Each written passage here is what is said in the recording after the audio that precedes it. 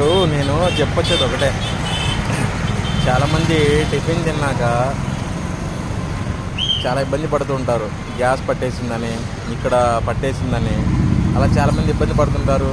And ఇంకొంతమంది ఏంటంటే, నేను ఎక్కువ తిననురా, నాకు ఒక ఇడ్లీ చాలు, ఒక దోశ చాలు అని తింటూ ఉంటారు. వాళ్ళంతా బిల్డప్లు కొడుతూ ఉంటారు. యాక్చువల్గా కొంతమంది టిఫిన్ చేశాక చాయ్ తాగుతూ ఉంటారు. చాయ్ కానీ, కాఫీ కానీ, ఇంకేదైనా సంథింగ్ తాగుతూ ఉంటారు.